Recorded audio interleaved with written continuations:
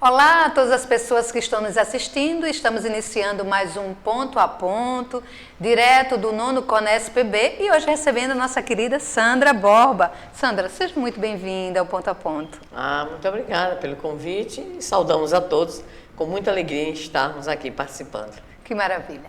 O nosso Congresso Espírita Paraibano tem como tema central o Cristo vive em mim. Sandra, dentro dessa proposta do Cristo, né, de evangelizar o espírito imortal, como é que você considera, com toda a sua experiência, todo o seu respaldo dentro dessa perspectiva da evangelização, qual a influência dela para a formação do ser?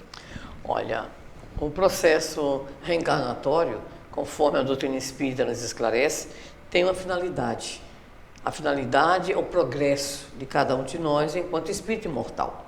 Isso vai envolver, naturalmente, processos de expiação, de provas, mas o grande objetivo, conforme a questão 167 do Livro dos Espíritos, é o melhoramento progressivo da humanidade através do progresso de seus habitantes.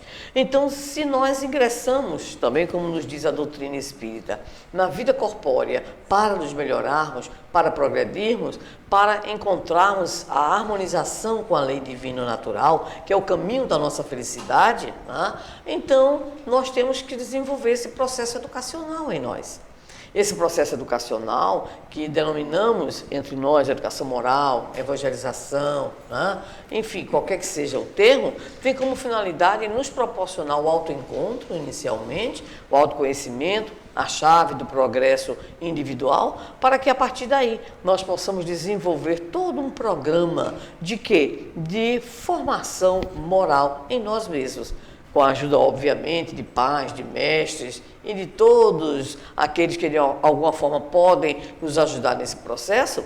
Nós estamos em formação moral. Então, a evangelização, conforme você indica, ela é uma necessidade da criatura, porque vai buscar esclarecer, consolar, libertar, instruir, proporcionar uma leitura de mundo e principalmente auxiliar a criatura a encontrar o verdadeiro sentido da vida. Então, quando nós vemos hoje tanta gente perdida, se indagando, o que é que está fazendo aqui, de onde veio, para onde vou, se vale a pena viver, a evangelização nos proporciona a todos, crianças, adolescentes, jovens, adultos, idosos, né?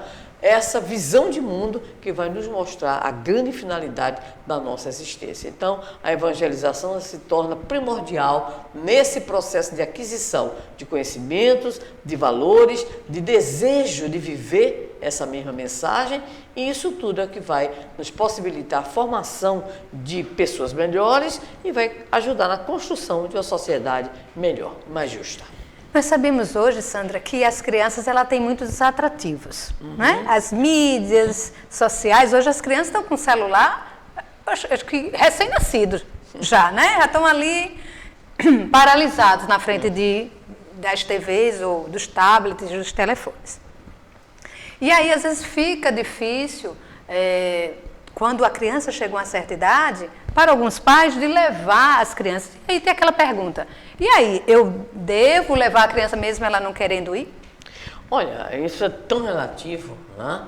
Eu ouvi de um jovem que era muito rebelde, mas tão rebelde que a família toda foi fazer terapia por causa dele. Imagina, né? E eu ouvi de viva voz dele, conversando conosco, dizendo, e com um grupinho, que ele agradecia aos pais o fato de o terem levado à evangelização. Porque ele disse, eu não sei o que eu seria se eu não tivesse encontrado os valores, sim, todas as ideias, a ambientação. Agora, prestemos atenção para não polarizarmos, né?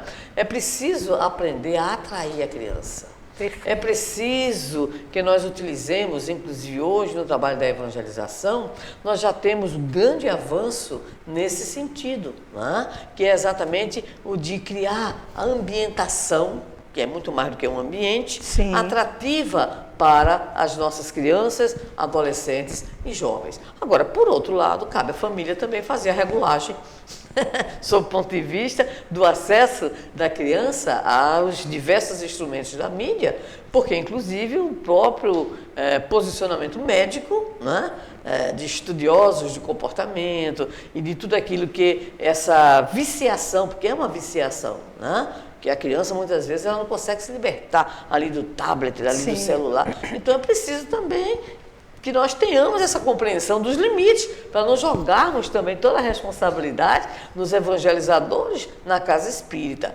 E principalmente quando no próprio lar, sabe? Existe assim um clima, existe toda uma busca de estímulo à participação, ao encontro, à convivência. Então isso tudo será muito fácil. Não existe receita, mas claro que nós temos que fazer a nossa parte, especialmente de pais, no sentido da condução das crianças, e de evangelizadores, no sentido de integrar a família, que é muito importante, integrar os pais também. Há muitos grupos hoje que tem o grupo de pais, da mesma forma que tem um grupo de evangelizando as crianças, adolescentes e jovens. E que nós possamos encontrar aquele meio termo, para não criar aquela sensação de que está forçando a barra demais, mas também ser aquela frouxidão que nós temos encontrado, até como uma espécie de deixa para lá, para a criança ficar quieta. Isso, Sandra. Então, é sempre o equilíbrio que nós devemos buscar. Perfeito, porque a gente precisa estar atento, né, como você disse, tanto no que nós vamos oferecer enquanto evangelização para essas crianças, mas um ponto que eu achei importante na sua fala é os pais também precisam ser evangelizados, né? Claro, porque nós temos notícias nos nossos encontros, nas nossas formações, de pais que deixam os seus filhos na evangelização e vão para o shopping. Aí o menino pergunta, por que eu não vou também? Aquilo que o shopping tem de atrativo, de tudo mais. Então o processo ele é mais complexo do que a gente possa imaginar. Não é só a evangelização da criança, do adolescente e do jovem, é a evangelização da família, né? Então daí a importância de que o grupo espírita, em especial o seu núcleo de evangelização, tenha que ter essa como meta, essa necessidade de integração da família no próprio processo de evangelização. Isso dá muitos frutos. Nós temos pelo Brasil inteiro experiências deliciosas. Isso vai promovendo algo que é fundamental, que é o quê? A construção de elos cada vez mais afetuosos no interior da própria família. Então nós temos relatos assim encantadores pelo Brasil e fora do Brasil, nessa busca de uma evangelização integrada da família, porque a família é também um espaço evangelizador. Perfeito. E aí eu estava lembrando, você falando isso, né, de às vezes o pai deixa o filho na evangelização e vai para o shopping. Aí teve um caso lá na nossa casa espírita que o pai deixava, aí estava vendo ao mesmo tempo a palestra, né? A criança entrava na sala e ele ia para o hallzinho, ficava lá sentado, né? E aí um dia a criança saiu. Aí eu disse, o pessoal, né, da evangelização disse, não, olha, aqui é a sua salinha, seu pai está na salinha. Aí ela olhou e disse, não, ele não está não, ele está ali, que eu estou vendo que ele saiu na porta. Então, e aí, né? Então aí a gente teve que fazer essa conversa com o pai, da importância que eles tivessem, porque como é que a gente poderia pedir... É um exemplo, né? É um exemplo. Nós estamos falando sobre evangelização e evangelizadores, mas não nos esqueçamos, os pais são os primeiros evangelizadores dos filhos, pelas palavras, pelas orientações, mas principalmente pelas condutas e pelo exemplo. É verdade. O exemplo mexe muito porque é o que a criança vê, né, Sandra? Exato. É o que ela vai sentindo ali. Como é que ele, que é meu pai, é minha mãe, está fazendo tal coisa e na evangelização eu ouvi diferente? Exatamente. Por isso que hoje a nossa preocupação maior em termos de movimento espírita organizado, das diretrizes, é envolver a família, tá? Para que nós possamos realmente encetar as forças, né? Para podermos atingir os resultados que a evangelização propõe para nós. Na evangelização nós estamos vendo também que está vindo muitas crianças com algumas problemáticas que dificulta na hora ali, porque a gente sabe que a evangelização pode ser 1 hora até 1h30, dependendo da casa, como a casa trabalha, né? Uhum. E como lidar com essas crianças, Sandra? É um desafio, Hoje nós temos, em nível da Federação Espírita Brasileira, especificamente na área de evangelização infanto-juvenil, uma comissão trabalhando, é uma comissão chamada de inclusão, que tem como objetivo refletir sobre isso. Estamos preparando aí algumas orientações, também estamos pegando do pessoal dos estados, né, reunindo as experiências exitosas, porque isso há mais ou menos 5 anos, né, a coisa ficou mais presente, em especial crianças autistas, né, muitas crianças autistas, crianças Down, sempre tivemos, né, assim aqui e acolá, porque há também uma outra visão, sob o ponto de vista social, das próprias famílias, de não esconderem mais essas crianças, porque não tem sentido, inclusive. Lembrando que o Evangelho de Jesus é o Evangelho da inclusão, tanto da inclusão social, daqueles que eram os menos aquinhoados, como da inclusão, vamos dizer assim, da pessoa portadora de qualquer deficiência, como Jesus o fez, como aqueles que eram discriminados pelo fato de serem dessa ou daquela nacionalidade, dessa ou daquela atividade econômica e assim por diante. Então, o Evangelho de Jesus é o Evangelho da inclusão. E nós hoje estamos perfeitamente conscientes dessa necessidade. As demandas são imensas, viu? Mas nós já temos, inclusive aqui mesmo na Paraíba, já foram feitos alguns encontros, o Departamento de Infância e Juventude da Federação já teve a oportunidade de fazer, de reunir os evangelizadores, porque não se improvisa também, não é? Então é preciso também aí a questão da família, né, da participação da família, do acolhimento, não apenas da criança, do adolescente, do jovem, mas da família no sentido dessa perspectiva de inclusão. Então é um desafio, algo que está posto para nós em termos de Brasil, né? Ou como é que nós vamos, inclusive agora, por ocasião das comissões regionais, voltaremos à temática, certo? Sim. E já temos a oportunidade de identificar as experiências exitosas por todo o Brasil, de companheiros que vêm desenvolvendo esse trabalho com resultados excelentes. Agora, vamos aguardar um pouquinho, né? Recentemente, o Reformador saiu também com um artigo muito interessante da nossa vice-presidente, a Marta Antunes, né? Outras coisas aparecerão também nos diversos veículos, Reformador e outros veículos, voltados exatamente para essa questão da inclusão dessas crianças, adolescentes e jovens. Agora, busquemos nos informar, busquemos uma atitude pessoal também de nos libertarmos de preconceitos, que nós temos também muitos preconceitos, e ampliar também, porque a ideia não é só a inclusão de pessoas portadoras de deficiências, mas todas as pessoas. Às vezes chega um jovem diferente na juventude espírita, ele é discriminado, e aí como é que fica? Ele não tem deficiência nenhuma, mas é discriminado. É preciso que nós tenhamos também uma releitura nossa, né, sobre aquilo que é o papel, vamos dizer assim, da casa espírita, da doutrina espírita e dos diversos setores de atendimento na casa espírita. Perfeito, isso é tão importante que você está trazendo, porque como a doutrina ela é progressista, é uma doutrina que traz para que a gente se adapte às realidades, né, Sandra? Exato, perfeito. Que possam estar acontecendo. Então, essas crianças, um número muito grande de crianças autistas aparecendo nas nossas casas espíritas, e como você disse, nós precisamos sair do preconceito e buscar esclarecer, não é? Então, realmente, a nossa equipe aqui fez um trabalho para a gente poder ir entendendo como lidar com essas crianças, como lidar com essas crianças e levar a mensagem do Cristo a todos. Porque ele veio para todos, não é?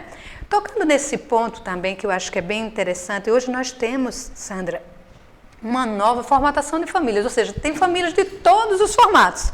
Avós que cuidam dos netos, os casais homoafetivos, às vezes só uma mãe que cuida, o pai que cuida, o tio, crianças adotadas. Então, hoje nós temos uma formatação diversa da estrutura de família, né? E nós precisamos também estar preparados para trabalhar, não é? Perfeitamente. Inclusive, nesse sentido, nós temos uma atitude de acolhimento na casa espírita, ou devemos ter, né? Sim.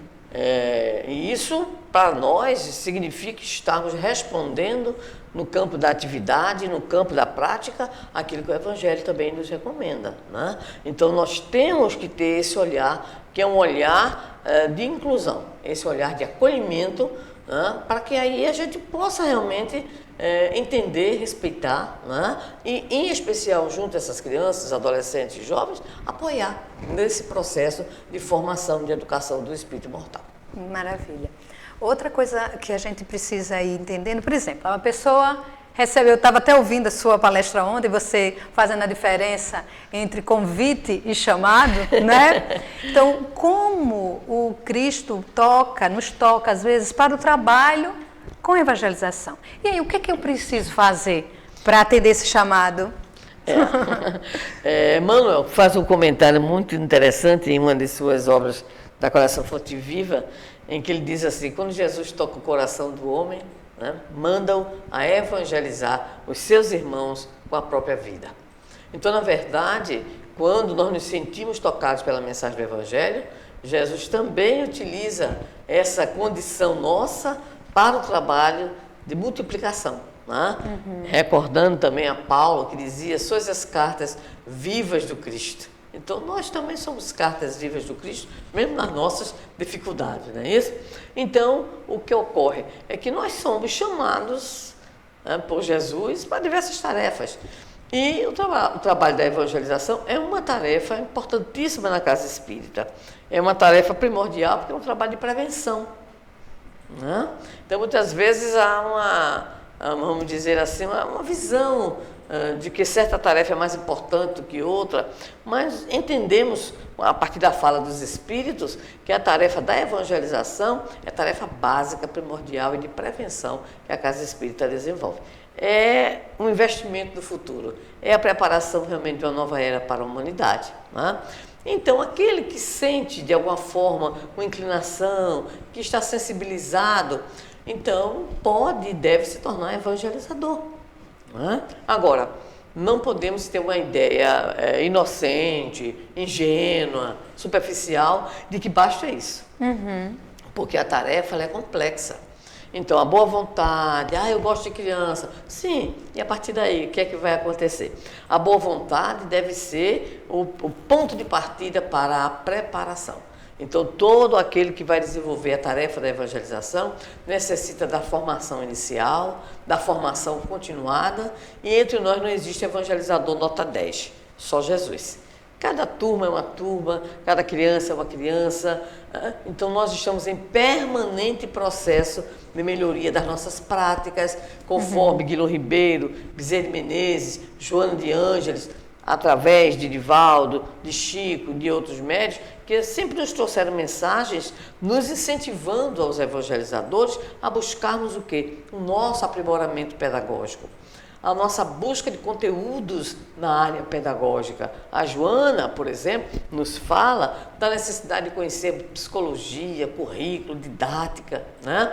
O Guilherme Ribeiro nos orienta que nós não fiquemos assim acomodados, mas que busquemos sempre progredir no nosso trabalho, porque, como você disse, os arranjos familiares são outros, as crianças são outras, as tecnologias são outras, né, do mundo, os chamamentos do mundo. Então, o evangelizador está sempre em preparação, sempre em formação continuada. E por isso as federações, os órgãos de unificação estão sempre o quê? Realizando, né, essas atividades de formação.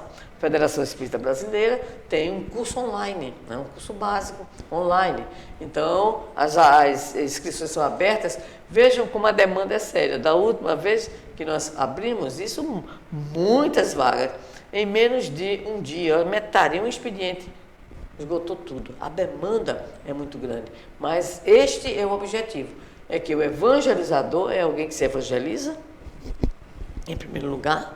Todo o processo é de autoeducação e autoevangelização. E ele estará, conforme a mensagem sobre o investimento, cooperando com Jesus na consecução dos objetivos do Evangelho. Então, a Casa Espírita tem responsabilidade em manter esse trabalho, fundar, manter, preparar os seus evangelizadores, dinamizar e compete em especial a todos nós que integramos o movimento organizado, essa busca constante de formação do evangelizador. Que maravilha. Então, você que está aí nos ouvindo, que está sentindo esse chamado no coração, siga aí essas orientações de Sandra evangelize-se, busque uma casa e se prepare para servir a Jesus. Para servir a Jesus, né? Perfeitamente. Sandra, nós estamos fechando a nossa conversa e eu queria que você pudesse... você tocou num ponto que eu acho que é muito importante que a gente reforce. Que a evangelização é prevenção. E o que é que ele previne, né, dentro dessa proposta do Cristo? Olha, nós lembramos que hoje a Organização Mundial de Saúde nos apresenta dados alarmantes. Aquilo que se esperava que acontecesse a partir dos anos 30 desse século, em especial no campo do suicídio e da depressão, nós já atingimos e já faz um certo tempinho. Então, o índice de suicídio infanto-juvenil com dados angustiantes. Né? Crianças que se suicidam. Recentemente, na nossa terra, em Natal, aconteceu o suicídio de uma criança porque ficou em recuperação. Nossa. E outras tantas situações. Crianças que, frutos muitas vezes de lares desequilibrados, né? De problemas do interior da família, de relacionamento entre os pais, entre os irmãos, que consideram que a sua vida, como elas dizem, uma droga, né?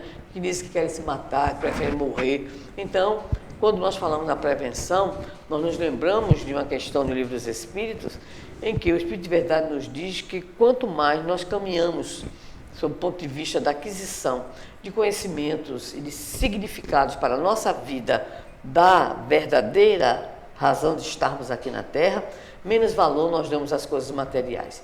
No sentido de que essas preocupações mais comezinhas, mais do dia a dia, elas não podem tomar um vulto ao ponto de proporcionar o desejo de autodestruição de crianças, adolescentes e de jovens. A prevenção é feita principalmente porque vai proporcionar um estímulo ao autoconhecimento, que é a chave do progresso individual, uma ambiência, e se a família estiver presente, melhor ainda, a construção de amizades, né? Isso é muito importante, a confiança naqueles que são os seus evangelizadores, os dirigentes, o envolvimento em atividades, não é isso? E o desenvolvimento integral da personalidade, na compreensão dos chamados eixos da evangelização, pensar, sentir e agir. Então, essa prevenção que vai ajudar, por exemplo, crianças, adolescentes e jovens a serem pessoas melhores. Né? Observamos recentemente uma criança que conversava conosco, dizendo que brigou com a colega porque estava discriminando o menino no colégio porque o menino é bolsista. E ela disse, eu entrei para valer. Disse, que é isso? Que falta de sensibilidade? Criança de 9 anos. Que preconceito é esse? Né?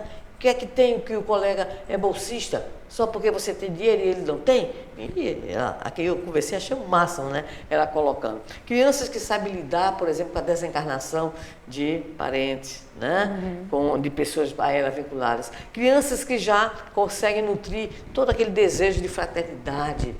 Né? Crianças já preocupadas com a questão ambiental. Quer dizer, todo esse processo de prevenção é um processo de educação. E esse processo de educação, em especial para nós na evangelização, é fundamental com vistas ao futuro.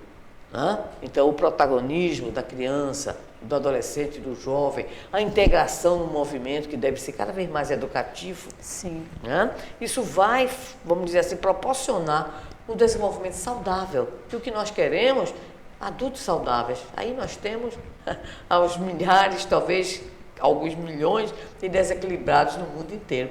Então, essa prevenção é exatamente o investimento numa educação capaz de atingir cabeça, coração e mãos, como nos ensinava o sábio Pestalozzi, educador, né, do nosso querido Allan Kardec.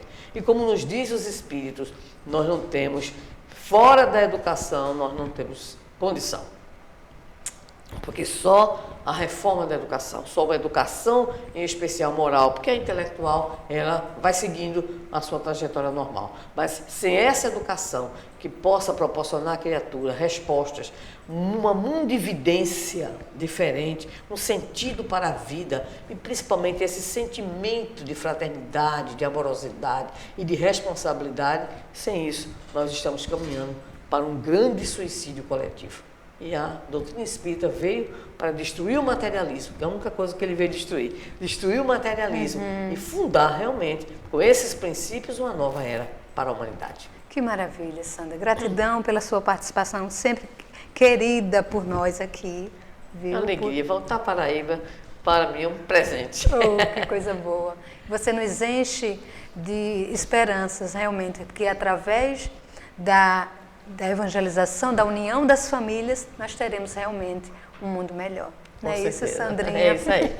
Felicidade, muito obrigada por tudo. E nós que agradecemos e ficamos aqui. E você que está aí do outro lado, pense bem, evangelização nos nossos corações. Muita paz e até o nosso próximo encontro.